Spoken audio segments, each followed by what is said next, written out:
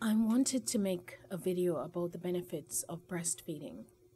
Then, as things often happen with me, whatever I'm thinking is reflected in popular culture, providing inspiration and impetus to more concretely pursue my thoughts. This cultural reflection came first when Jillian, a trainer from the reality show The Biggest Loser, said she did not intend to give birth to children because it would ruin her body. However, I was still ambivalent about discussing this subject because of some men's obsession with the female breast as sexual object. Then more recently, I heard that Giselle Bundchen was so enthused about the benefits of breastfeeding that the undeveloped mini dictator that resides in most of us, by the way, came busting out.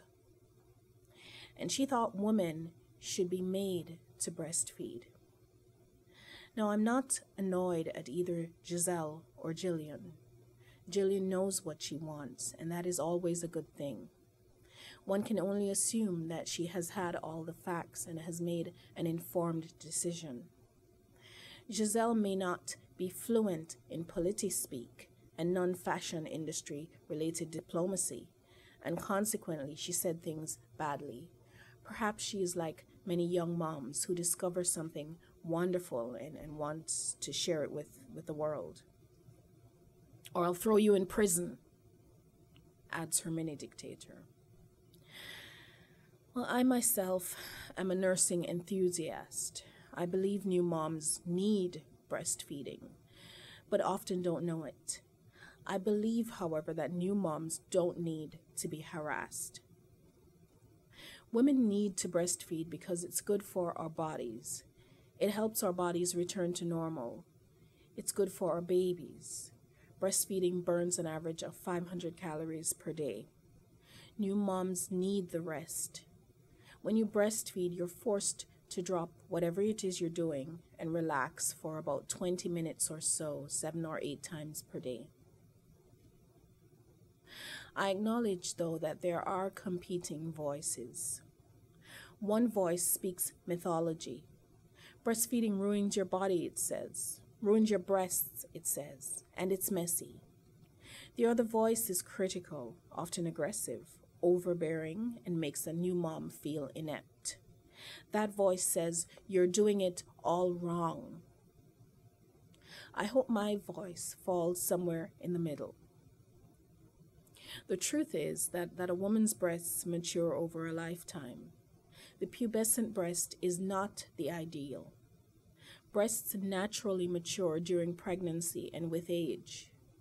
The breast of a teenager, therefore, or young childless woman is not the breast of the mother. A woman needs to feel competent to stick with breastfeeding. Therefore, criticism from lactation coaches is not helpful. Now, I'm not saying women should have babies and nurse them just to build self-esteem. Barefoot and pregnant is not where I'm coming from. But if motherhood becomes part of the natural unfolding of a woman's life, it is important that she recognizes the gems sometimes hidden in the process. As a mother looks down at her new baby and can hardly believe that her body, the former tiny size 6, errand-running, paper-pushing sex toy, could produce this perfectly formed little human.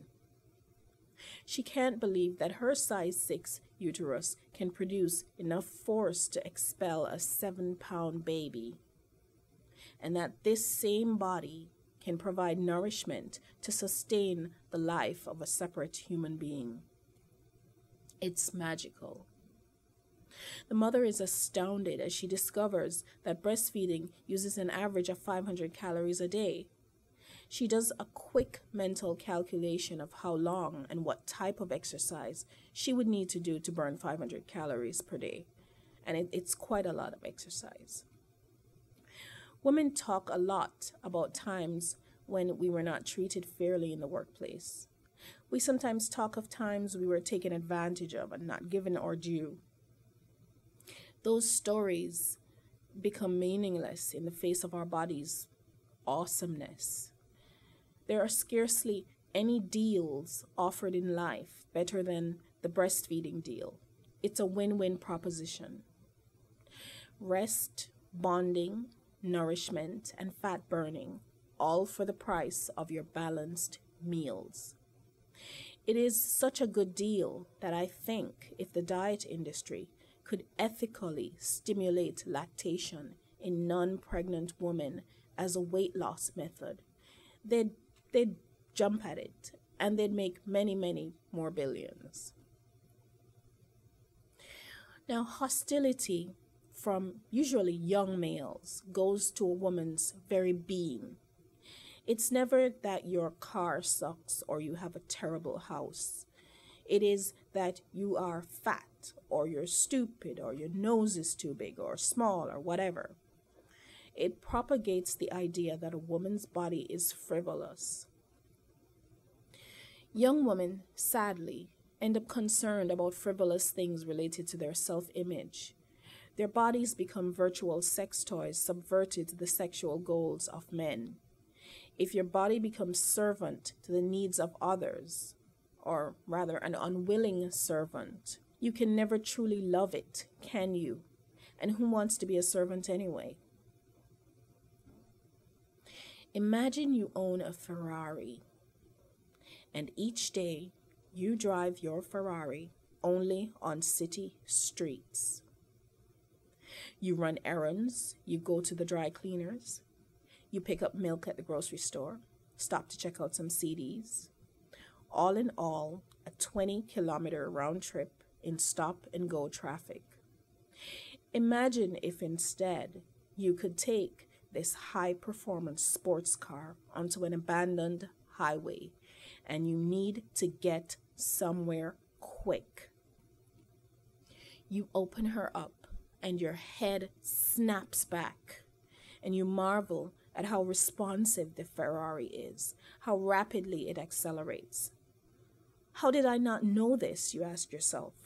And for the first time you see that this high-performance machine is no grocery picker-upper. Well, the same thing applies to a woman's body. A woman's body is a high-performance machine. Pregnancy, giving birth, and nursing an infant allows a woman to discover that her body is more than mere errand runner, much, much more than a sex toy, and is capable of greater things than fitting into a size 6. This discovery builds tremendous self-esteem, and it is greater esteem than that which comes from owning your first car, for example, or your first home. These esteem builders are external things.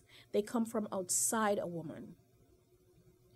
The self-esteem that comes from knowing your body's strength comes from the very core of your being.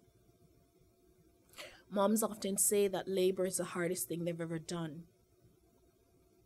To know you can make it through is to understand for the first time your fearsomeness. As a woman surrenders to the natural rhythms of her body, she feels intensely powerful. I should offer a couple of tips to help new nursing moms, moms-to-be, and their spouses. This is my contribution to the cause, if you will. The first tip is do not use soap to wash your breasts while you're pregnant. The nipples produce a waxy secretion that toughens the skin, preparing it for nursing. Now, you don't want to wash away these secretions, so use only plain warm water in the shower on your breasts for cleansing. You can use soap on the rest of your body, obviously, but avoid using soap on your breasts. The second tip is for men. Try to meditate more on the secret awesomeness of the female body, rather than the female body as sex toy.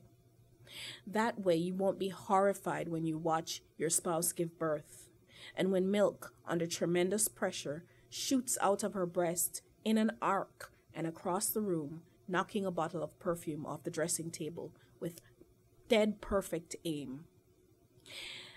And may you have very many happy adventures in breastfeeding. Thanks for listening.